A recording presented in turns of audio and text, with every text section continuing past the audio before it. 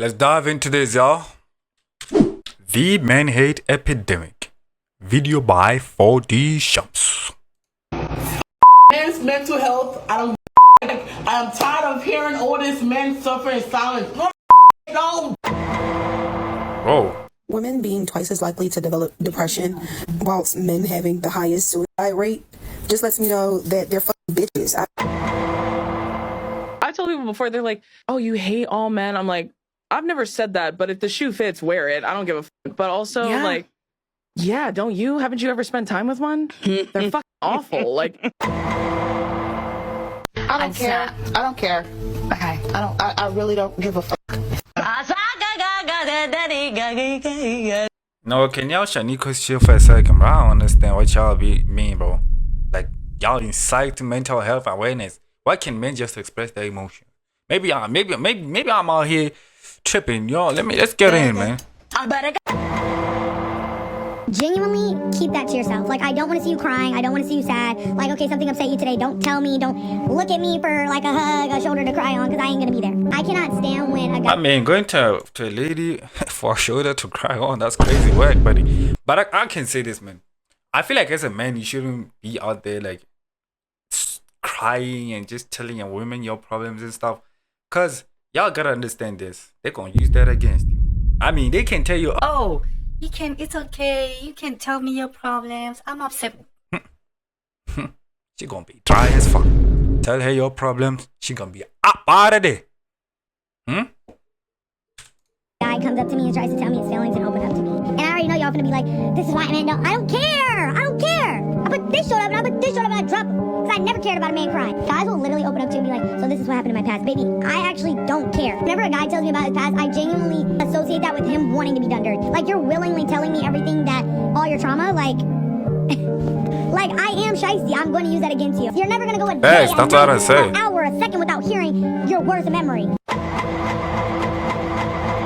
Ah, yes. Hating men. The new wave. Forget yoga, forget crystals, forget astrology. Apparently the hottest new trend on the internet right now is turning misandry into a full-blown lifestyle brand. We got these misanders going online making their disdain for men their whole personality. I hate men this, it's all men's fault that this is happening. They're literally just rage baiting their online audience. And it's kinda ironic because for people who claim to hate men so much, they literally spend most of their time talking about men, thinking about men, hating on men. That's the thing, bro. That's the thing, bro. Is this people who hate men, who talk ill about men, but yet they talk about them the most?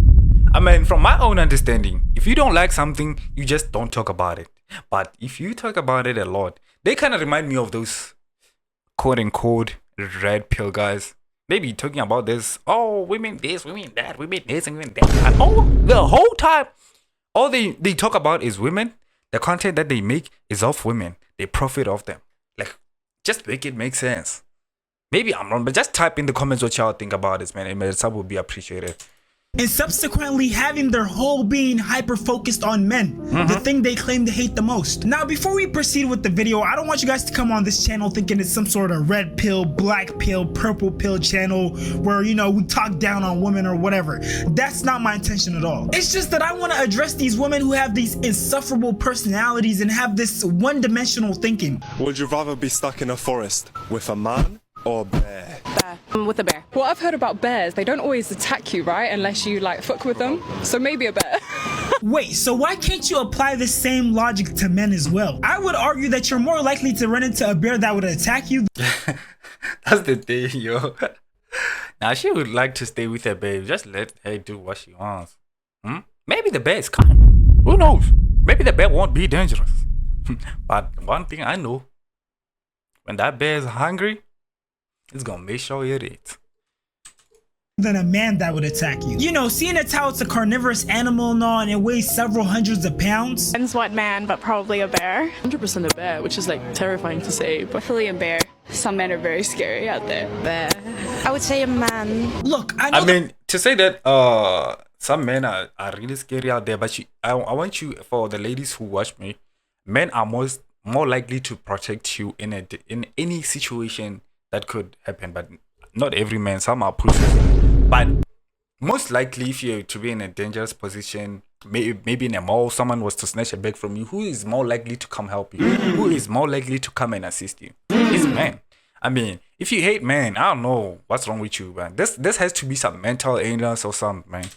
There's plenty of evil men out there. I don't doubt that at all. But True. making this type of generalization is so dangerous. This one-dimensional idea that men are bad, women are good. I'm sorry, but the world has so much more nuance to it. Because on a societal level, this sort of mindset is super counterproductive. And it forces division instead of cooperation. It makes healthy relationships harder to build. It teaches younger people who are already confused about gender dynamics that resentment is the norm. And it completely ignores the fact that men and women literally need each other for society to function. We need each other to build families, to build communities, to build the world that we live in. I'm sorry, but if we're so focused on gender wars, who's actually gonna address the real issues? The issues that matter. We can't make significant progress in society if we have this mindset that's so focused on pushing hate and capitalizing on people's painful experiences. And I don't think we talk about this enough, but misandrous women like Drew Afualo and these red pill guys like FedEx Fearless, yeah, they're man. actually Those are the ones that I'm talking about, y'all. Those are the ones that I'm talking about, y'all.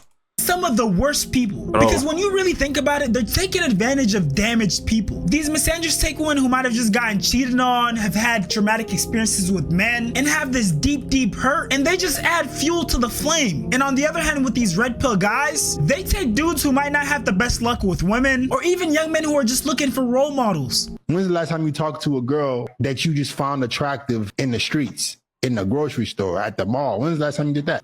Like a decade ago, man. I don't know. Right. Let me guess. You drink too, right? Of course. Of course. Of course. I'm fat as shit, FedEx. I'm 21, fat as shit, and I drink. And of course I drink. We got to the point. But I would say this, man. I would advise every guy to go to the gym, man. I mean, bro, 21 having a dead bod, bro. Like, 20s, bro. You know how crazy that is. Like, not that I'm saying like nobody shaming or anything of such, but y'all gotta understand, exercising really helps you a lot in every way. Like, how can I explain this, man? You gotta at least do it for you to understand what I'm talking about. You understand me? If it's never too late, it doesn't matter how old you are, you can still get in the gym. I'm telling you, it's gonna be the best decision in your life, man. Where we wanted to have sex, and then it was after the fact that she let me know, like, yo, I have to be honest with you. I don't really like the performance because I had like a little, No way, bro. You can't get this shit out on the internet, bro. Like, bro, come on, bro. Like, I understand. You might have a little wee-wee, but to let the world know, bro, that shit is gonna stuck with you for the rest of your life, man. Think about your digital footprint. Yeah, I can't say much about this, man. Hey, no, that's what she told me. Pause. You got a little. She told you had a little wee wee. Yeah, she told me that, and like from there on, I was embarrassed. How small are you? How small? Like, I mean, I didn't measure it. Like, nah, Phil, asking a nigga how small he is, that's something's gotta be wrong with you. So ask another man how small they are. Just think about it. Pause. If you don't work on that area of your life, like I tell you guys to work on every area, it's going to be a significant problem for you in terms of confidence wise. And the thing that makes it possibly harder to see the true nature of the red pill content is that it has so many positive aspects. So many guys talk about how when they first got into the red pill community, it was super positive. It was inspiring them to be more disciplined, to get more money, to not be hyper focused on women. And then somewhere along the lines, it turned to misogyny. Facts. It's literally you starting off trying to improve your life. You be 17, 18 years old, you in the trenches. Maybe you just got out of a relationship, you in your 20s, maybe your 30s. Maybe your marriage over, the divorce going crazy. She doing a Tupac on your pockets, hitting them up. The point is, you're trying to figure out life. The same thing happens in reverse when it comes to the pink pill too, by the way. Jody done had her heart broken. She thought this was finna be the one. Maybe she even had kids with bro. Things happen, relationship ends. Both of y'all looking for somebody to blame. Then out from the clouds comes your new dating coach. But you ain't peeped that the clouds was fart. Now, fellas, red pill content is perfect. If you want to self-improve, you want to better yourself as a man, you want to get your money right, you want to get your mindset right, you want to get your fitness right, you look smexing, you doing everything that you know how to be, and you learning the information to become the best man that you can be. But when from as far as I could tell, that's how it started. It started as guys helping other men to improve their life. Their message was good. what they tried to preach was like a positive thing, but along the way, they started to raise bait the content so that they can make more money out of it, man. We just make more money out of lonely man. I mean, that's the matter, bro. That's what they did. Not that I condone it. That's what they did. They saw an opportunity and they like, let's get into it, man. Comes the dating, treaded with a thin line and treaded with a developed mind. The so-called red pill movement was originally about waking up from societal illusions, waking up from the matrix. But somehow it got hijacked into a hyper-masculine, misogynistic ideology. And unfortunately for many black men, it became a very real reaction to a very real pain. The pain of fatherlessness, the pain of betrayal, the pain of systemic emasculation. It's sad to see these misandrous, misogynist content creators preying on vulnerable people. And with the way that the internet is set up nowadays, all it takes is for you to interact with one video. Like it, share it, maybe leave a comment, and your For You page is gonna be flooded with this type of content. And now you're exposed to all sorts of red pill content creators, pink pill content creators, people like Fresh and Fit, Andrew Tate, Shira7, people who carry these extremist gender beliefs. And I know what some of you guys might be thinking. A lot of these people are adults. They shouldn't be falling for stuff like this. If they're falling for stuff like this, they probably deserve it. But see, these people are professionals. They probably dealt with hundreds of people in similar situations. They've probably heard your story hundreds of times. So they know which words to use to trigger you, which words to use to resonate with you. They know all the buzzwords that are gonna get you to invest in their product. But even if you exclude those factors, a huge part of the reason why they're able to sell their products so well is because one part of their audience is young people who are super impressionable and sometimes easy to manipulate, and emotionally unstable adults who are also easy to manipulate because there's no regular human being out. That's very true, bro. That's who they target. They target men that are lonely, sometimes women that are lonely too or had some traumatic experiences that are vulnerable. They give them hope, they make them pay for their courses, and they make money from it. That's what they do.